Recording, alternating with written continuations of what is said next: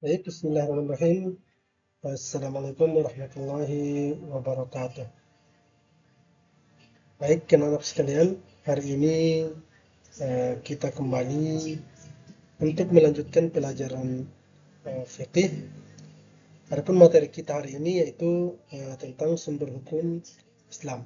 Baik, anak sekalian, sebelum kita memulai pelajaran, terlebih dahulu marilah kita membaca doa. Doa dimulai. Baik, sumber hukum dalam Islam merupakan landasan penting dalam menjalankan kehidupan sesuai dengan ajaran agama. Pemahaman yang tepat tentang sumber hukum Islam sangat diperlukan untuk memahami dan menerapkan nilai-nilai Islam dalam kehidupan sehari-hari. Selanjutnya, apa saja sumber-sumber hukum yang ada dalam agama Islam itu? Yang pertama adalah Al-Quran yang merupakan sumber utama, di mana Al-Quran merupakan wahyu Allah Subhanahu wa taala yang diturunkan kepada Nabi Muhammad sallallahu alaihi wasallam melalui perantaraan malaikat Jibril sebagai sumber hukum tertinggi. Al-Quran menjadi pedoman utama bagi umat Islam dalam berbagai aspek kehidupan. Ayat tentang larangan berzina, mencuri, dari minum khamar merupakan contoh ayat Al-Quran yang menjadi dasar hukum dalam agama Islam. Selanjutnya adalah sunnah. Sunnah atau hadis merupakan sumber hukum yang kedua, di mana sunnah merujuk. Yang pertama, sunnah merujuk pada ucapan, perbuatan, dan persetujuan dari Nabi Muhammad SAW. Nah, hadis merupakan kumpulan riwayat tentang sunnah Nabi Muhammad SAW yang dihimpun oleh para ulama. Yang kedua, sunnah berfungsi untuk menjelaskan dan menafsirkan Al-Quran serta memberikan contoh nyata dalam penerapan hukum. Serta yang ketiga, contoh hadis. Mana hadis tentang sholat 5 waktu, puasa Ramadan dan zakat merupakan sumber hukum yang melengkapi Al-Quran. Selanjutnya adalah ijma atau kesepakatan para ulama. Ijma adalah kesepakatan para ulama pada suatu masa tentang hukum suatu perkara setelah mereka meneliti dan memahami Al-Quran dan Sunnah Nabi Muhammad SAW.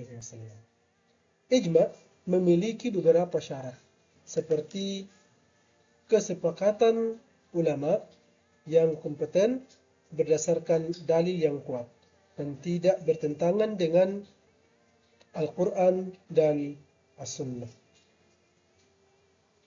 Serta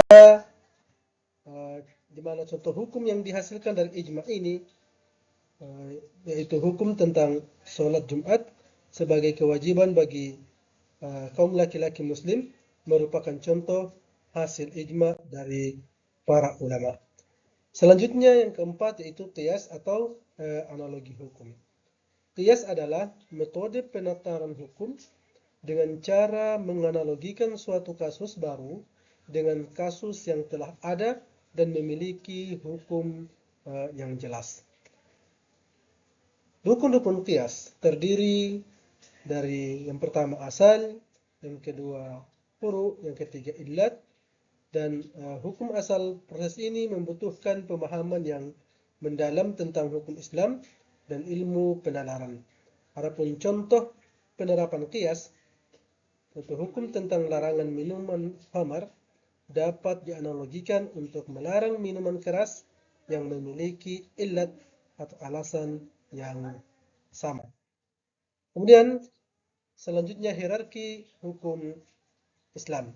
Yang pertama, Al-Quran merupakan sumber hukum tertinggi, diikuti oleh sunnah Nabi Muhammad SAW, kemudian qiyas, ijma, merupakan metode untuk menafsirkan dan menerapkan hukum berdasarkan Al-Quran dan Sunnah.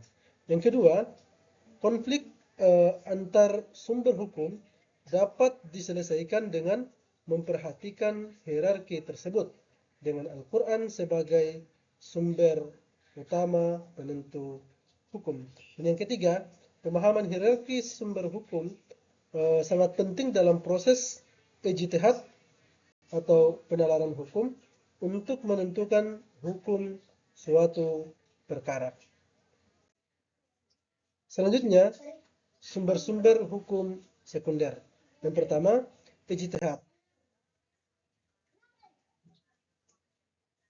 Kesimpulannya adalah pemahaman tentang 4 sumber hukum utama Islam, yaitu Al-Quran, Sunnah, Ijma, dan Qiyas, menjadi pondasi penting bagi umat Islam dalam menjalankan kehidupan beragama. Penting untuk memahami dan mengaplikasikan sumber hukum Islam dalam berbagai aspek kehidupan, termasuk dalam menghadapi tantangan penerapan hukum Islam di era modern. Baik, anak-anakku sekalian, sampai di sini pertemuan kita hari ini. Kita tutup dengan membaca hamdalah dan doa kafarat majelis. Alhamdulillahirabbil alamin. Subhanakallahumma wa bihamdik, asyhadu an la ilaha illa anta, astaghfiruka wa atubu ilaik. Wassalamualaikum warahmatullahi wabarakatuh.